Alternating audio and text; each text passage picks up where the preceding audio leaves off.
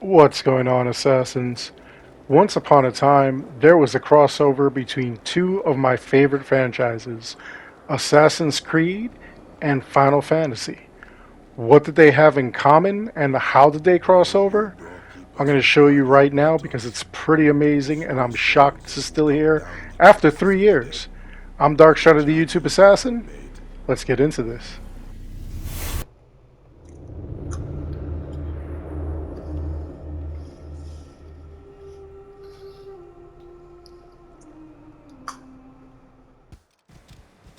So it's pretty amazing again that this has been here after about 3 years. It's still here. It was supposed to be a limited time quest called the Gift from the Gods, and it was to cross over Assassin's Creed Origins with Final Fantasy 15.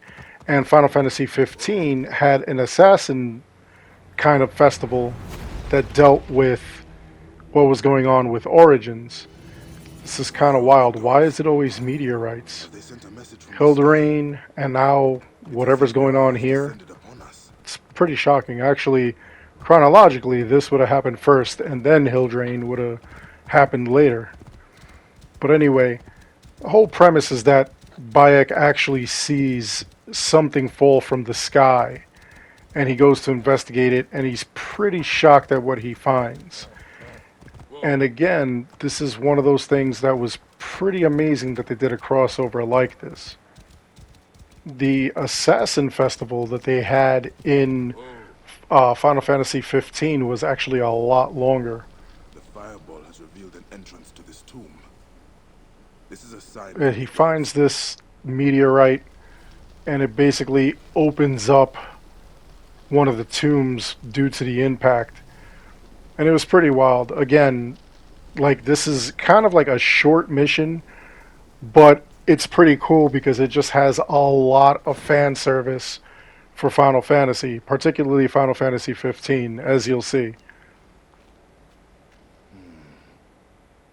Could this be referring to a sundial? I wonder. This number seems important. And those numbers are actually important because it's a reference to Final Fantasy 15. Anyway, this isn't where the action takes place immediately. You have to go over to this sundial, and basically you have to use the three pillars that are open in order to make the number 15. So here we go. You see the three panels that are open. They suddenly shut. Now, in order to open them up again, what you're going to have to do is you're going to have to go meditate, and you'll have to do it twice. It'll be nighttime, and then it'll be daytime afterwards. And the only way to actually open it up is in the daytime. So if you're here when it's nighttime, you just got to do the meditation once. So here we go. We'll meditate.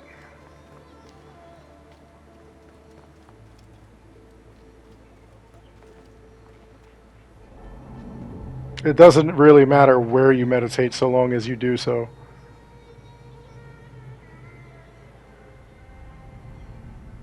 There we go. So now we're up. We have to meditate one more time.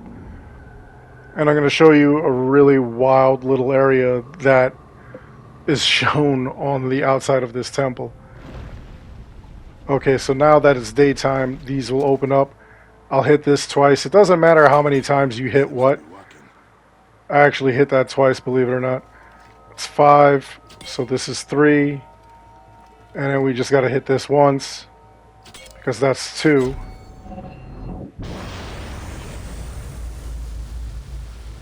There go those pillars of light.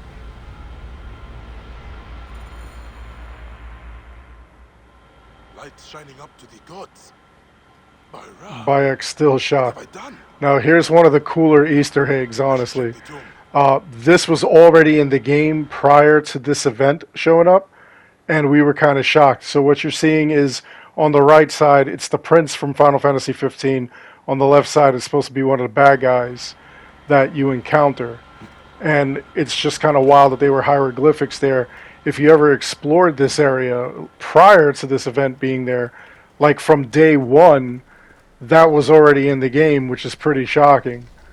We didn't know it was going to be an event. We just saw that it was, Final Fantasy characters, and they've done previous crossovers with Final Fantasy. In fact, Final Fantasy 13-2, you could actually get Ezio Auditore de Firenze, his armor, from Assassin's Creed Revelations. Doorkeepers who Old guard Ezio. the mortals, who swallow souls and who gulp down the corpses of the dead. What a journey I have made.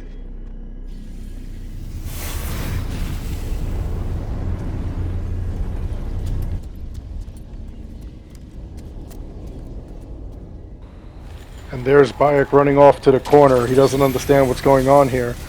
This was actually pretty cool because unlike the other tombs that Bayek finds where he has to put the silica in the machines to activate them, those things are going on and he's completely oblivious to what's happening. This, he obviously sees what's happening.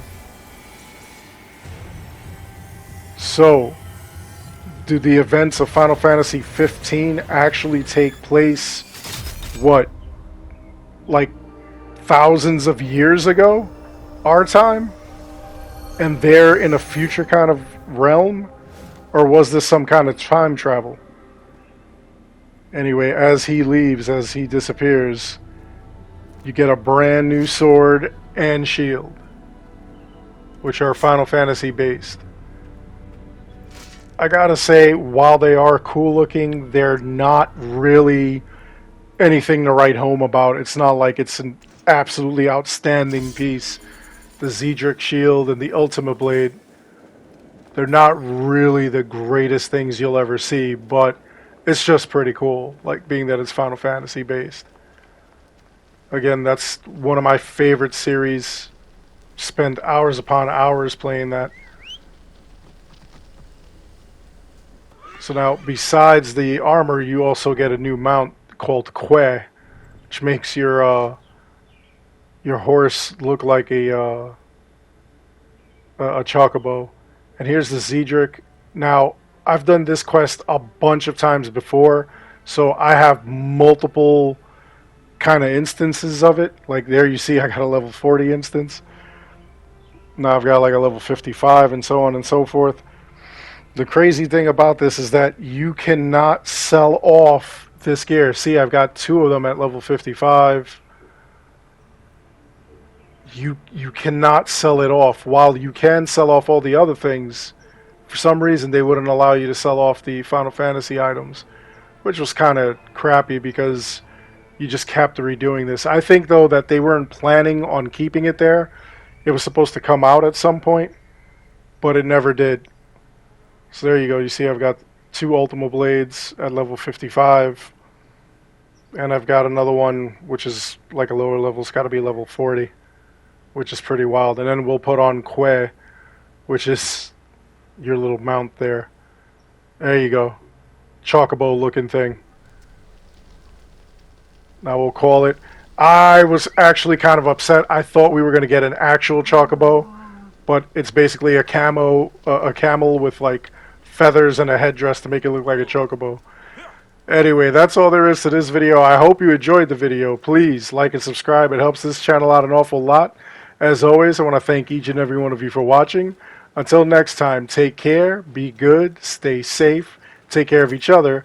I'll see you guys all in the next one. Even though this was Final Fantasy crossover, we're still ending this on a ya yeet. Ya yeet!